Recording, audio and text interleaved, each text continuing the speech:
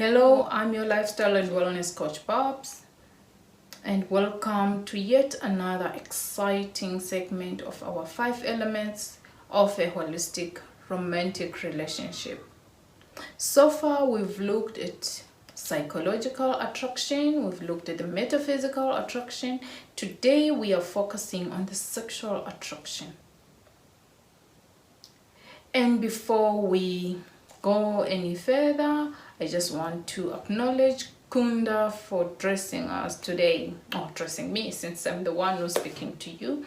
Thank you for the apparel. We really appreciate the support. Okay, now we are going to delve into sexual attraction.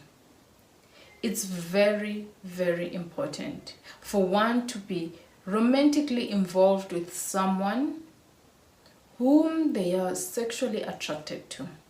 It's important to have the psychological compatibility, the metaphysical compatibility. You meditate together, you complement each other, mentally or cognitively. It's also important to have that sexual attraction. I'm talking about the kind of attraction that when you think about the other person or when you see them, your heart skips a beat.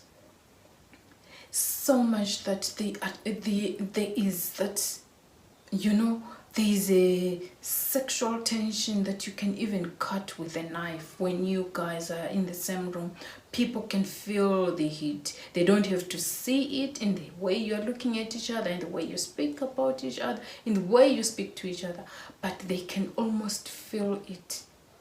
It's almost touchable. You can touch that, that attraction. We are talking about the raw sexual magnetism between two people.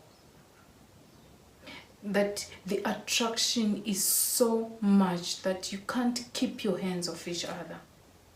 It's important because sometimes people feel that when a relationship has reached a certain point, or maybe let's say you're married, now there are children, you neglect the sexual aspect of your relationship.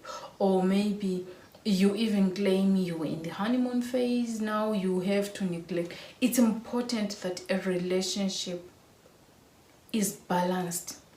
All these elements of attraction should remain present in a relationship. There should always be the psychological attraction, always. There should always be the metaphysical attraction. There should always be the sexual attraction, because without it, then the relationship is dead. Without it, then you are now, I don't know, just platonic friends. You are just people who know each other and maybe share space. So it's important that we do everything we can to make sure we keep our relationships fiery with that sexual spark between you and your partner, you and your spouse. It's important that there is the sexual attraction, and whatever makes that attraction stay alive, whatever brings that attraction between the two of you, then you keep working at it. You keep doing whatever it is that works for you. It's different strokes for different folks. So I don't want to prescribe a specific thing and say this is what you should do in order for you to make sure you're preserving, you're keeping the fire burning. You know what works for your relationship. Each relationship is unique, but it's important that the sexual attraction is there. It remains in the relationship. You work on it, you cultivate it, you keep growing it, whether it's through Kama Sutra, whatever you are learning about, being involved in different activities that make sure you keep working at that attraction, you keep the attraction alive. So you need to make sure that the sexual attraction is definitely there. Do not circle because someone has presented you with something, or let's say it's just money, there's no attraction, there's nothing, then you feel this is what you need to circle for. You may live a very long unhappy life.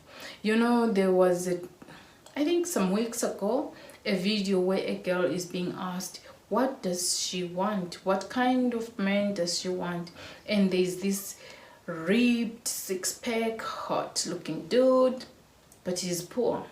And then there's this other guy who is very obese, like very, very extremely obese, but he's wealthy. So the girl is being asked, who do you choose between these two men? And she's saying it's not that easy.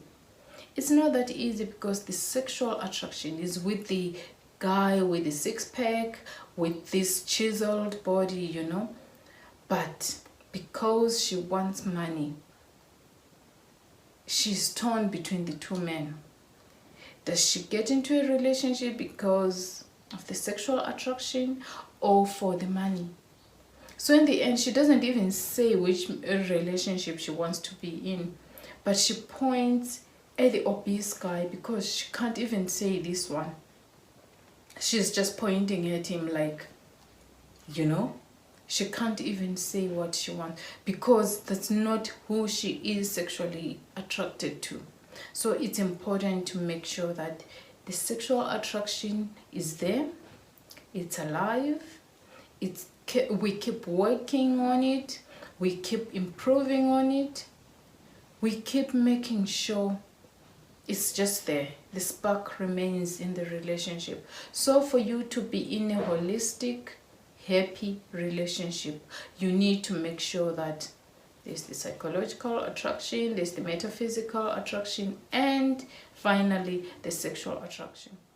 Make sure whoever you are involved with, whoever you are romantically involved with, you have that sexual attraction. It's very important that the sexual attraction is there. You need it no matter what.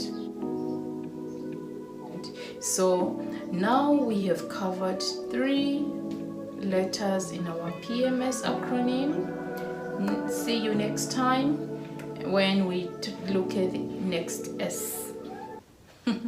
Interesting, really interesting times.